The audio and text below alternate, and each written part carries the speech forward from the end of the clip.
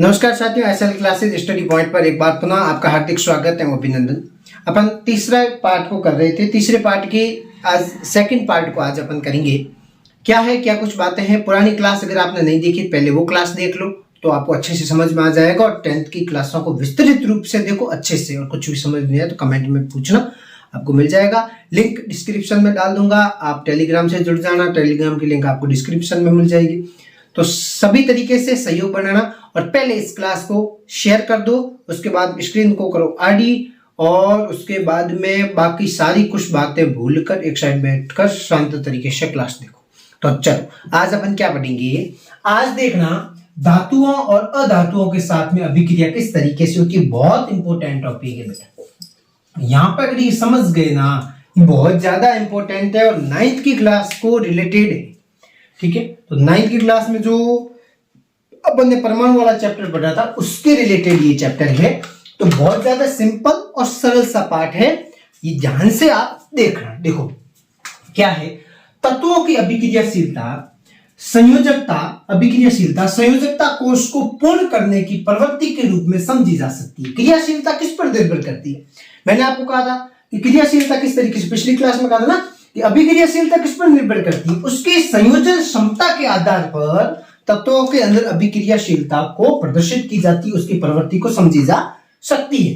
ठीक है, धातु के परमाणु अपने संयोजकता कोष से इलेक्ट्रॉन त्याग करते हैं। धातु के जो परमाणु है वो अपने संयोजकता जो कोष होता है उससे इलेक्ट्रॉनों को क्या करते हैं, त्याग करते हैं। संयोजकता कोष होता है, आपको पता है 9th क्लास के अंदर पढ़ा है। नहीं पता है तो क्लास देख लेना, पढ़ाया है मैंने। ठीक है, तो संयोजकता कोष से इलेक्ट्रॉन त्याग करते हैं और धनायन बनाते हैं। जब इलेक्ट्रॉन त्याग करते हैं तो वो किसका निर्माण करते हैं, धनायन बनाते हैं। मैंने आपको कहा था एक होता है इलेक्ट्रॉन ग्राही, एक होता है इलेक्ट्रॉन दाता। ठीक है, तो इस तरीके से जो मतलब इलेक्ट्रॉनों को त्याग करते हैं उनको क्या कहते हैं, इलेक्ट्रॉन दाता। और जो इलेक्ट्रॉनों को ग्रहण करते हैं उनको क्या कहते हैं, इलेक्ट्रॉन ग्राही।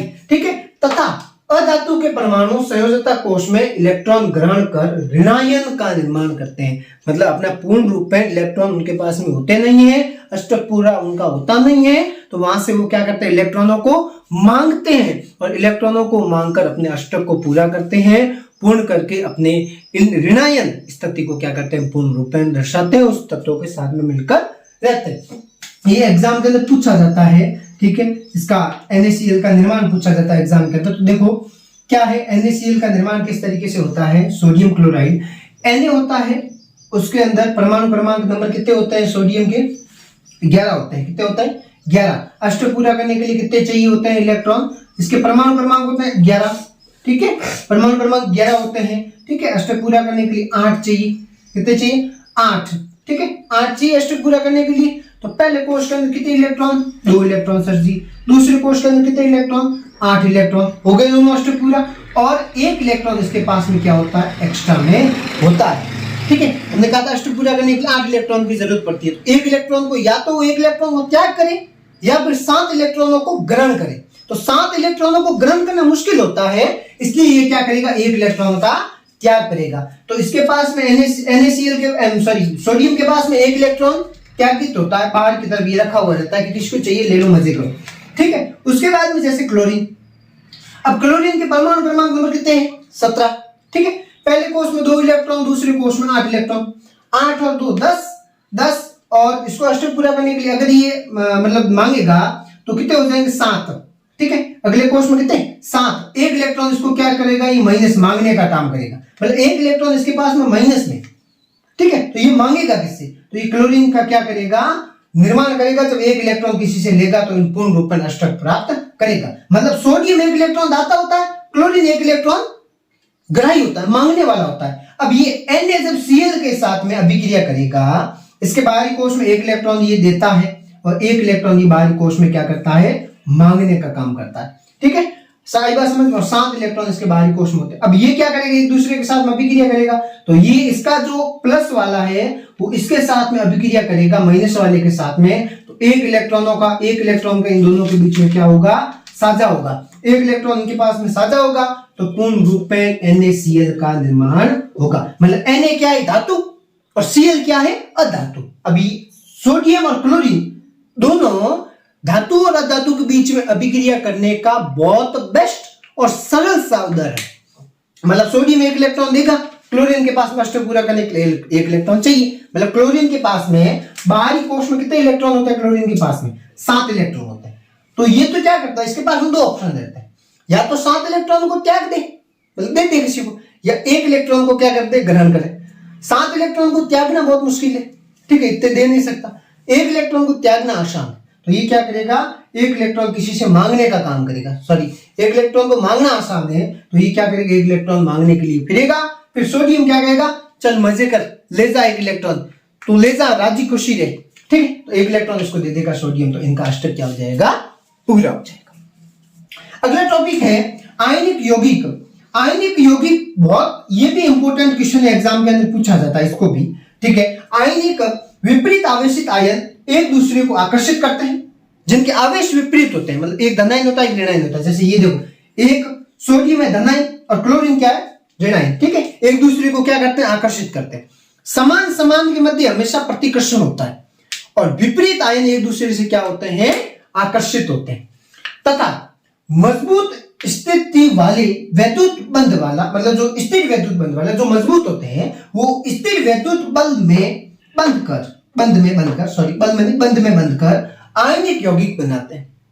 मतलब स्थिर वैद्युत बंध के अंदर बंधकर आयनिक यौगिक का क्या करते हैं, निर्माण करते हैं। देखो समझो, सिंपल सी बात है, ज्यादा रट्टाफिकेशन नहीं, बिल्कुल सिंपल सी बात है। मतलब विपरीत आयन होते हैं, वो एक दूसरे को आकर्षित करते हैं, और जो मजबूत होते हैं वो एक दूसरे के साथ में क्या हो जाते हैं, मिल जाते हैं। एक दूसरे के साथ में क्या हो जाते हैं, मिल जाते हैं। इसलिए ये आपस में मिलकर एक आयनिक यौगिक का निर्माण करते हैं। समान समान के बीच में नहीं होता, असमान असमान के बीच में। शादी होती है ना, वही समान समान, लड़का लड़के से शादी नहीं कर सकता, है ना, नहीं कर सकता।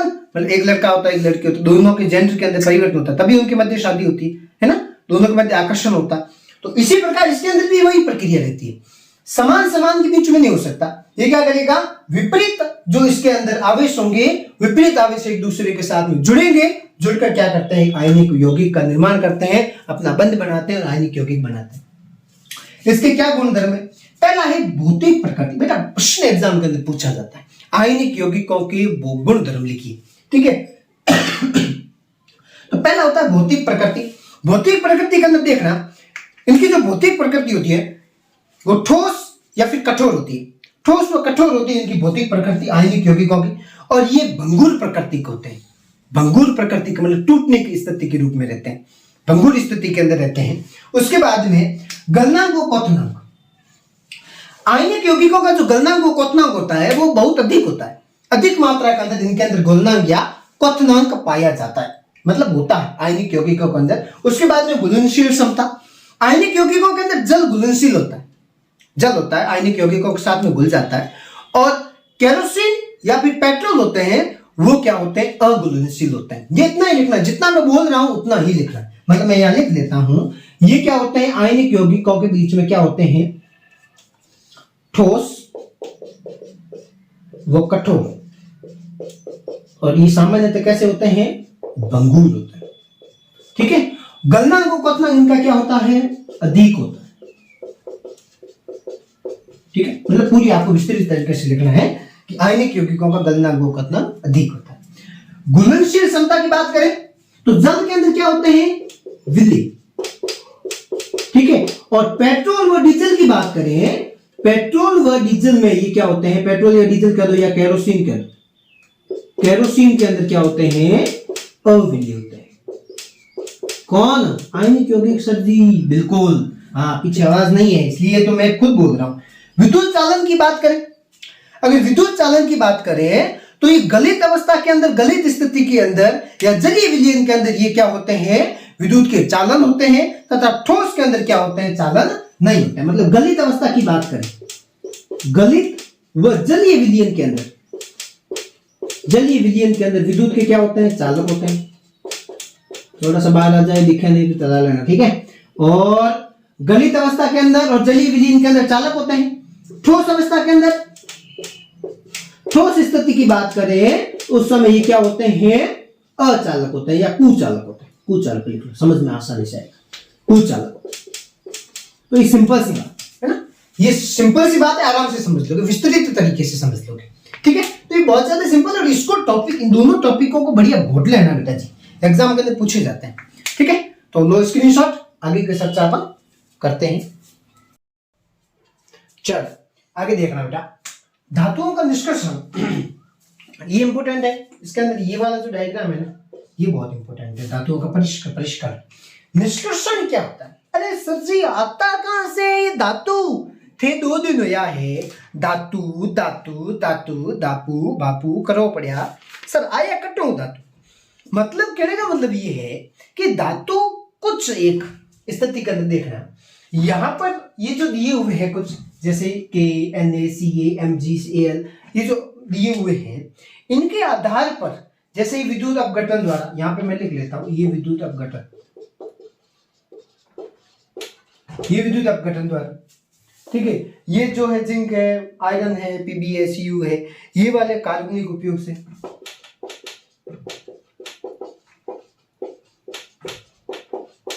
ठीक है, और ये जो नीचे वाले ही प्राकृतिक। तो कहने का मतलब ये है कि सर ये धातु प्राप्त कहां से होता है? भूमि है, अपनी जो भूपट्टी है, समुद्र है, इसके अंदर भूपट्टी के अंदर मुख्य कुछ ऐसे भाग होते हैं, मुख्य स्रोत रहते हैं जो जल के सोडियम क्लोरीन मैग्नीशियम क्लोराइड ये जो तत्व है, जिन ये विलय के साथ में मिले हुए रहते हैं, जो विलय पदार्थ होते हैं उनके साथ में मिले हुए रहते हैं, वहां से इनको प्राप्त किया जाता है। खनिज तत्व अयस्क, सर ये अयस्क क्या है?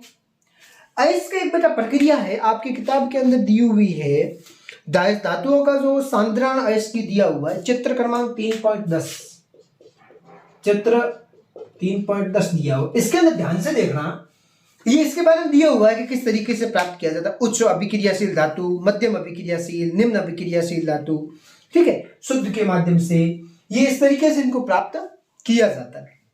ठीक है, तो देखना अयस्कों का शुद्धिकरण, जो अयस्क होते हैं इनका शुद्धिकरण किस तरीके से किया जाता है, इसका एकदम सही तरीके से दिया हुआ है। धातुओं का निष्कर्षण, निष्कर्ष एक बार धातु को खोजा जाता है भूपट्टी के अंदर से, कहीं से खनिजों के माध्यम से या नाना प्रकार की गतिविधियों के माध्यम से इनको खोजा जाता है, उसके बाद में वहां से इसका निष्कर्षण निकाला जाता है, निष्कर्षण किया जाता है। उसके बाद में धातुओं का परिष्करण होता है।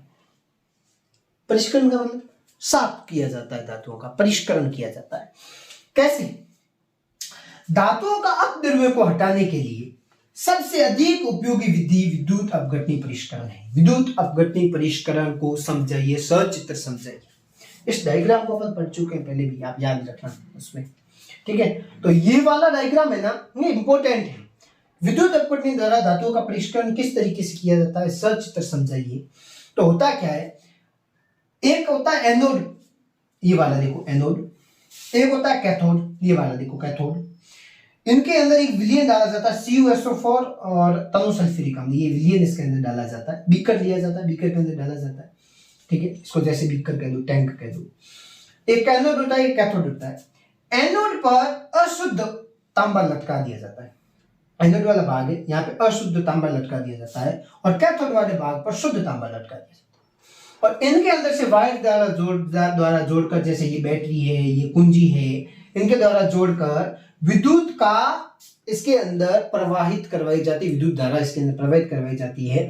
जैसे विद्युत धारा प्रवाहित करवाएंगे श्रीमान बेटा जी, तब क्या होगा, ये जो दोनों लगी हुई है ना अंगुड़ियां, ये इसके अंदर उपस्थित जो दर होगा विद्युत धारा का, एक दूसरे के बीच में टर्मिनल पूरा होगा, विद्युत धारा इसके अंदर चलेगी। जैसे विद्युत धारा इसके अंदर चलेगी तो ये वाला जो ये दोनों छड़ दिए हुए हैं तांबे वाली, इन छड़ों के ऊपर क्या होगा, मतलब विद्युत धारा का क्या होगा, मतलब प्रवाह होगा, गर्म होगी। जैसे ही गर्म होगी तो यहां से जो अशुद्ध है वो यहां से क्या होगी, इसके ऊपर से टूटना स्टार्ट हो जाएगी। इसके ऊपर जो अशुद्ध है ये टूटना स्टार्ट हो जाएगी और नीचे की तरफ जब जम जाएगी, और शुद्ध होगी वो इसके अंदर विद्युत इसके विलयन के साथ में मिलकर इसके ऊपर आके क्या हो जाएगी, सेट हो जाएगी। शुद्ध वाली इसके ऊपर आके विराजमान हो जाएगी, और अशुद्ध होगी वो इसके तलहटी के नीचे जो अपद्रव्य लिखा हुआ है, ये अपद्रव्य के रूप में ये इसके नीचे आके क्या हो जाएगी, सेट हो जाएगी। तो ये इस तरीके से विद्युत धारा का होता है, इसको इंपॉर्टेंट लगा देना, ये बहुत इंपॉर्टेंट है, ठीक है। और इसके अंदर देखो शुद्धिकरण, धातु का निष्कर्षण, इस तरीके से धातु रहता है विद्युत अपघटन के माध्यम से, कार्बनिक उपयोगों के माध्यम से, प्राकृतिक प्रक्रियाओं के माध्यम से, प्राकृतिक अवस्था स्थिति के रूप में ये क्या किए जाते हैं, प्राप्त किए जाते हैं। इसके अंदर कुछ मुख्य इसके अंदर परिभाषाएं आती है, एक आती है गैंग की, अयस्क की, खनिज की, ये इसके अंदर मुख्य परिभाषाएं हैं। आप इसके किताब के अंदर दी हुई अच्छे से आप याद रख लेना, याद कर लेना इसको। मुख्य परिभाषा है, एग्जाम के अंदर पूछने लायक परिभाषा है। तो चलो इसको लिखो, उसके बाद में अपन करते हैं इस पार्ट का द एंड। चल आगे देखो, लास्ट दो टॉपिक वेरी इंपॉर्टेंट टॉपिक, इन दोनों में से एक एग्जाम में प्रश्न पूछे जाते हैं, ठीक है। और इनके अंदर ये भी इंपॉर्टेंट है, यशद लेपन, ये भी इंपॉर्टेंट है, ये भी एग्जाम के अंदर पूछा, ये तो पूछा गया था पिछली बार, ठीक है, एग्जाम के अंदर मिश्र धातु क्या है, ठीक है। संक्षारण क्या होता है? संक्षारण मैंने आपको कहा था पिछले जो पहला पार्ट मैंने पढ़ाया था उसके अंदर अपने पढ़ा था, ठीक है। उसके अंदर मैंने आपको कहा था, मैंने कहा कोई धातु है उसके ऊपर जंग लगना, काट लगना, ठीक है, उसके ऊपर कोई जंग लग जाता है, ठीक है, मतलब कोई वायु या आर्द्रता के संपर्क में आने से उसके ऊपर कोई बाहरी परत चढ़ जाती है, उसको अपन क्या कहते हैं, संक्षारण। संक्षारण से कैसे सुरक्षा की जा सकती है? मैंने आपको कहा था पेंट करके, तेल लगाकर, ग्रीस लगाकर, यशद लेपन। यशद लेपन क्या होता है? लोहे की वस्तु पर जस्ते की परत चढ़ा दी जाती है, लोहे की जो वस्तु होती है उसके ऊपर जस्ते की परत चढ़ा दी जाती है, उसको क्या कहते हैं, यशद लेपन कहते हैं। क्रोमियम लेपन, एनोडीकरण या मिश्र धातु बनाकर लोहे की जंग लगने से बचाया जा सकता है। मिश्र धातु करके भी अपन उसको बचा सकते हैं। जैसे इस्पात से समझते, इस्पात स्टील, उसके अंदर वो विद्युत धारा का कुछ अलग होता है, ठीक है, और उसके ऊपर कोई ऐसे ये धातु की परत चढ़ाकर उसको उससे सुरक्षा कर दी जाती है। मिश्र धातु, दो या दो से अधिक धातुओं के समांगी मिश्रण को मिश्र धातु कहते हैं। दो या दो से अधिक जो धातु होते हैं उनको इकट्ठा करके और उनको एक समांगी मिश्रण बना दिया जाता है, धातुओं का समूह बना दिया जाता है, जिससे क्या होता है कि उनके ऊपर किसी भी प्रकार की इसके ऊपर संक्षारण से बचाया जा सकता है और नई वस्तु प्राप्त की जा सकती है। तांबा और जस्ते दोनों को आपस में मिलाते हैं तो पित्तल बनता है। पित्तल धातु नहीं है, पित्तल धातु नहीं है, विद्युत धारा का बहुत ज्यादा सुचालक होता है पित्तल। इसलिए अपने मारवाड़ी में कहीं करेगा, जैसे बुढ़िया घनी बार जैसे बारिश वारिश आवे नहीं बिन टाइम बिजली कड़कड़िया करे, तो बिजली वाले टाइम में देखो पहला कहेगा कोई ताली में राखी, कोई थाली में राखी रे, अरे वो हैंग वो माते बिजली पड़ जाई रे। मतलब कहने का मतलब ये है कि उसको उससे बचाया जाता है कि वो विद्युत धारा का चालक होता है। और सबसे ज्यादा विद्युत धारा का चालक बेटा सोना होता है ना, विद्युत धारा उसके अंदर सबसे ज्यादा मतलब प्रवाहित होती है। सोने का अगर आभूषण अगर पहन के या सोने की वस्तु बांध तो उसके ऊपर आकाशीय बिजली गिरने की ज्यादा संभावना रहती है, ठीक है। तो ये क्या होता है, तांबे व जस्ते के इसके ऊपर क्या किया जाता है, इन दोनों को आपस में मिलाते तब जाके पित्तल बनता है, ठीक है। पित्तल तोड़ दूंगा, पित्तल भर दूंगा, पित्तल। ताम्र तथा टिन की मिश्र धातु कांसा होता है, कांसा, ठीक है। और सीसा व टिन से सोल्डर बनता, ये सोल्डर होता है ना। क्या होता है सीसा व टिन, इसको विलयन के अंदर विद्युत धारा का नहीं सॉरी जलीय विलयन के अंदर इसको सबसे ज्यादा गलाया जा सकता है, गलित अवस्था में इसको ज्यादा रख सकते हैं सोल्डर को, ठीक है। और सोल्डर का जो मुख्य जो काम होता है ना, सोल्डर होता है ये गलत का अवस्था में होता है और तारों की जो परस्पर वेल्डिंग की जाती है इसके लिए इसका उपयोग किया जाता है। वेल्डिंग की जाती है तारों के ऊपर, जैसे दोनों आपस जॉइंटों को आपस में जोड़ते हैं, तभी देखो बीच में एक पतली सी तार उसके बीच में लगाई जाती है और लगाकर उस दोनों को आपस में जोड़ा जाता है लोहे के अंदर, तो वो इस सोल्डर का उपयोग करते हैं, ठीक है। तो ये बहुत इंपॉर्टेंट है, स्क्रीनशॉट ले लेना इसका, और मैं आपको पीडीएफ मिल जाएगी, क्लास खत्म होते ही आपको पीडीएफ मिल जाएगी, कोई चिंता की बात है नहीं, ठीक है। तो तब तक लिए अपना ख्याल रखें, ठीक है, माता पिता का आदर करें, बड़ों का आदर करें, साफ सफाई रखें। अभी कोरोना आ रहा है, दस्तक दे रहा है, तो थोड़ा बहुत ध्यान रखें, ठीक है। और मेरी क्लासें बहुत अच्छी लगी है आपको, तभी तो आप देख रहे हो। कंटिन्यूटी देखना बहुत जरूरी है। मैं कंटिन्यू आपकी क्लासें दे रहा हूँ, आप कंटिन्यू, ठीक है। मुझे गुरु दक्षिणा के अंदर में हमने आपको कभी फीस नहीं मांगी, कुछ नहीं मांगा, एक ही चीज चाहिए, क्लास को लाइक करो, शेयर करो और सब्सक्राइब करो, आगे भेजो, ठीक है। हौसला अगर बुलंद है कुछ करने का तो ये क्लासें देखते रहो बढ़िया तरीके से। मैं धीरे धीरे पढ़ा रहा हूँ आराम से, ठीक है, इसलिए तो मैंने 2 कर दिया। देखो एक क्लास दे रहे 2 कर दिया, मैंने कहा जितना छोटा का फालतू कचरा पट्टी कचरा पट्टी नहीं करना है, पढ़ाना है ईमानदारी से, मेहनत करता हूँ, ठीक है। उसके बाद में फिर कचरा पट्टी करता हूँ, कोई मतलब नहीं, ठीक है। कचरा पट्टी बच्चों को पसंद ही नहीं आती। कंटेंट अच्छा होगा, मैंने आपका गुड़ अगर मीठा होगा ना, ठीक है। गुड़ अगर शुद्ध होगा, मीठा होगा, तो अपने आप बिकना स्टार्ट हो जाएगा, ठीक है। तो कोई चिंता की बात नहीं। तो क्लास शेयर करो, ठीक है, आगे भेजो। आज के लिए बस इतना ही। राम राम, नमस्कार।